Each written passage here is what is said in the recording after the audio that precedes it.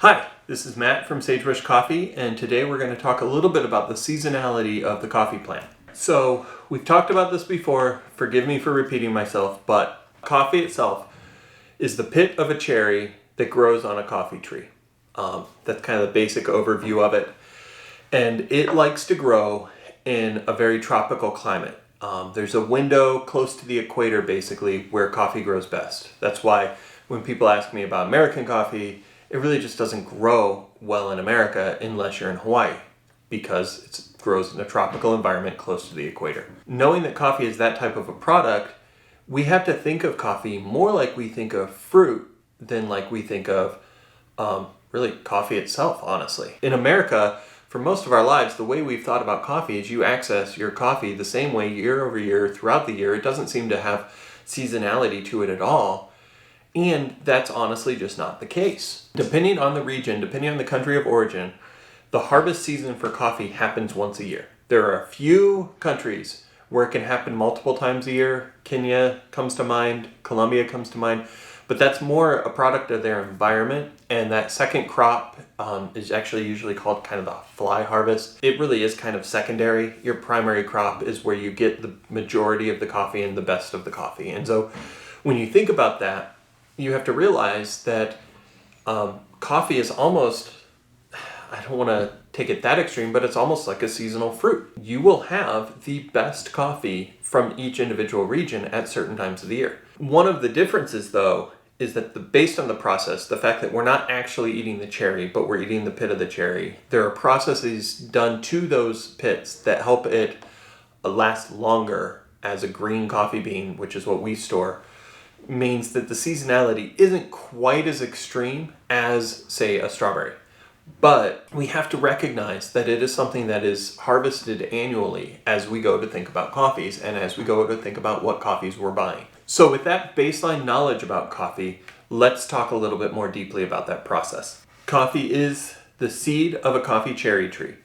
And so when you think about how just any fruit tree grows, right? You've got the process there where it grows out the flowers. You see the coffee flowers. It grows out the cherry itself. It actually generally takes 2 to 3 months for that coffee cherry to ripen, and so it ripens on the tree. And then once it's removed from the tree, there's several weeks of process to get it from that cherry to the seed, the bean that we receive in our coffee shop. Even just that process alone takes a period of time. Then the fact that coffee is produced all over the world, you just have the shipping time. Then you have the time from when it hits the boat at origin to when it shows up at the dock in the US. Then you have it going through customs. Sometimes that's 3 weeks between customs to where it even hits our dock. And so that process is really long. So it better not be as short of a life as a strawberry.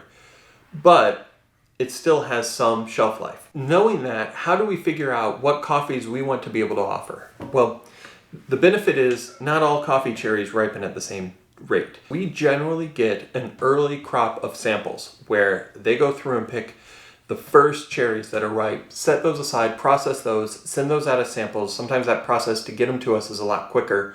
I actually got an email this week from some early crops, and we're pretty early in that season to be able to get some samples from some of the direct trade partners that we work with. And so you get those samples ahead of time, and you really pick your coffee based off of that early crop, pre-crop sample to be able to decide and project what is the best coffee that's going to be offered. That's a little bit of a gamble, right? Because you're picking coffee off of a pre-crop sample and you don't know what the full coffee is going to taste like. We just play that risk. A piece of it is knowing the producers, knowing their consistent processes, and knowing that they know what they're doing. Given that, one of the most difficult things about picking coffees is being patient enough to wait. I will pick a sample and it might be 3-4 months before I actually get that coffee in the shop.